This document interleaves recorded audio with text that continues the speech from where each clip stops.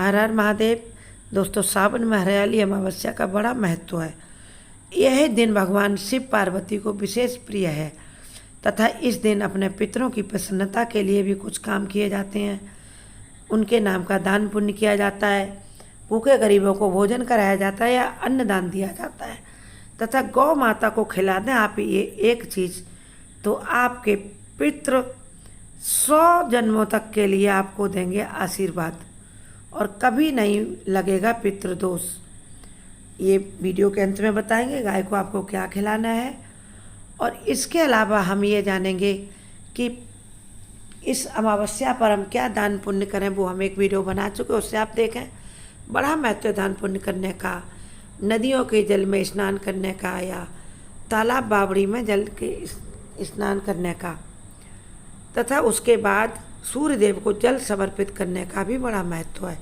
सूर्य देव के जल में आप थोड़ी हल्दी चुटकी भर और गुड़ डाल लें, बहुत आशीर्वाद मिलेगा। आप जानते हैं कुछ ऐसे वर्जित काम हैं जो हमें करने की मनाही होती है। यदि आप इन वर्जित कामों को करते हैं तो जीवन में कई तरह की परेशानियों को झेलना पड़ेगा तथा साथ में बनना पड़ेगा भोलेनाथ के क्रोध का कोप भाजन, जिसके लिए आप बिल्कुल तैयार नहीं होंगे, क्योंकि भगवान शिव की कृपा ही अच्छी होती है, उनका क्रोध अच्छा नहीं होता है। भोलेनाथ के सभी भक्त चैनल जरूर सब्सक्राइब करें और इस वीडियो को लाइक और शेयर अवश्य करें तथा कमेंट बॉक्स में लिखें, हे भोलेनाथ अपनी कृपा हम पर और हमारे परिवार पर बनाए रखना तथा हमारे घर के धन के भंडारे भरना और पुत्र पौत्रों से हमारे घर को संपूर्ण करना। इस तरह कमेंट बॉक्स में अवश्य लिखें। अमावस्या पर कौन कौन से काम वर्जित हैं जो हमें नहीं करने चाहिए, ऐसा हमें बहुत ध्यान रखना है। दोस्तों, अमावस्या के दिन निगेटिव शक्तियां भी जागृत होती हैं, बहुत प्रभावी होती हैं। अमावस्या पर भूत प्रेत पितृ पिशाच निशाचर जीव जंतु और दैत्य ज़्यादा सक्रिय हो जाते हैं। इसकी वजह से हमारे चारों ओर नकारात्मक शक्तियाँ भी सक्रिय हो जाती हैं। इसलिए अमावस्या की रात को किसी सुनसान जगह पर जाने से हमें बचना चाहिए।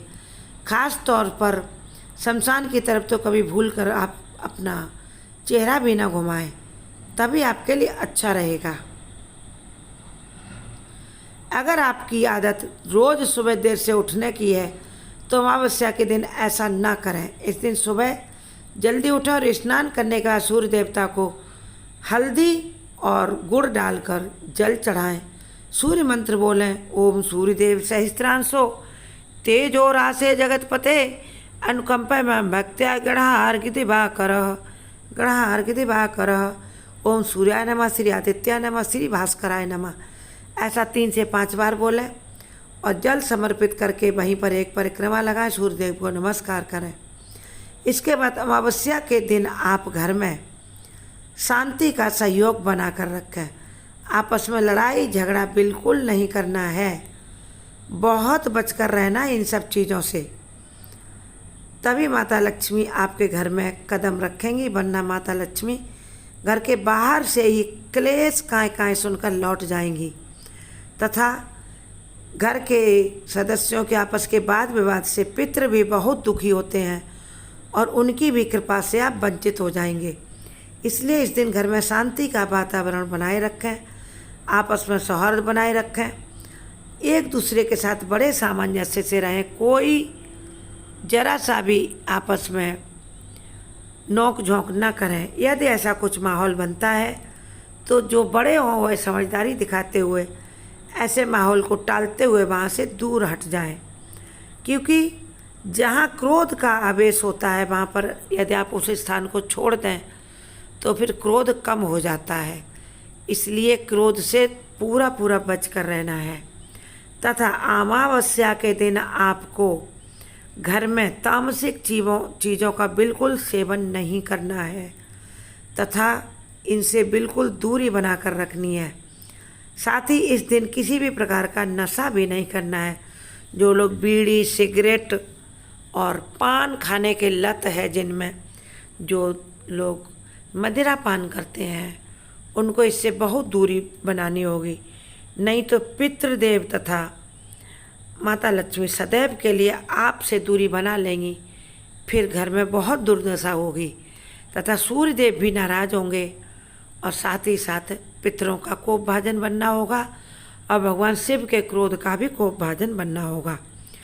और आप तामसिक चीज़ों के सेवन से बचें, जैसे बहुत ज़्यादा इसमें प्याज, लहसुन और ये सारे मसाले, इनसे आप दूर रहें, इनको वर्जित करें। तथा जब आप तीखा खाएंगे तो आप में क्रोध का भी आवेश बढ़ेगा। पहले ही मैं बता चुकी हूँ, घर में बिल्कुल भी क्रोध का माहौल और ऐसा माहौल नहीं करना जिससे घर में कलह का माहौल बने। यदि कोई तामसिक भोजन करेगा, नशा करेगा, तो फिर उसका विवेक नष्ट हो जाएगा। और विवेक नष्ट होने से यह नहीं पता चलता है कि कब किससे क्या कहना है और क्या नहीं कहना है। इसलिए इन सारी चीज़ों से बचने के लिए, शांति का माहौल बनाए रखने के लिए, अपने पितरों का आशीर्वाद प्राप्त करने के लिए घर में तामसिक भोजन और नशा वगैरह से दूर रहें। अमावस्या के दिन पति पत्नी को अपने शारीरिक संबंध भी नहीं बनाने चाहिए। गरुड़ पुराण के अनुसार अमावस्या पर संबंध बनाने से यदि संतान पैदा होती है तो उसमें आसुरी गुण आते हैं तथा ऐसी संतान से आपको जीवन में कभी सुख नहीं मिलेगा। आप ऐसी संतान से सुखी नहीं रह सकते हैं। अब हमने आपको बताया था कि अंत में हम आपको बताएंगे कि कैसे आपको अपने जीवन को सुखमय बनाना है तथा आपको अपने पितरों की विशेष कृपा प्राप्त करनी है। इसके लिए आप दक्षिण दिशा में एक दिया जलाएं तेल का, उसमें एक चुटकी काली तिल डाल दें और दक्षिण की तरफ ही बाती भी करें दिए की, और सरसों के तेल से उस दिए को पूरा भर दें और संध्या के समय इस दिए को जलाएं। तथा माता लक्ष्मी को आकर्षित करने के लिए मुख्य द्वार पर घी का दिया जलाएं और तुलसी के पास एक घी का दिया जलाएं। अपने पूजा घर में घी का दिया जलाएं और अपने रसोई घर में अपने मटके के पास या बाल्टी में जल भरते भोजन बनाने के लिए उसके पास एक घी का दिया अवश्य जलाएं। आप देखेंगे इस अमावस्या अगली अमावस्या के बीच में ही आपको माता लक्ष्मी की भरपूर कृपा मिलेगी और आपके जीवन में आय और धन कमाने के कई स्रोत खुलेंगे और आपको नए निवेश करने के मौके भी मिलेंगे। जिंदगी में आगे बढ़ने के मौके मिलेंगे, भरपूर कृपा मिलेगी।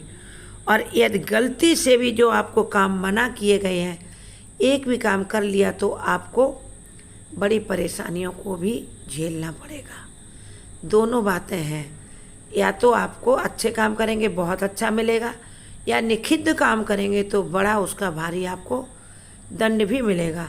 हर हर महादेव कमेंट बॉक्स में लिखें जय माँ पार्वती, जय माँ लक्ष्मी। अन्य वीडियो देखें, चैनल सब्सक्राइब करें। जय माँ लक्ष्मी।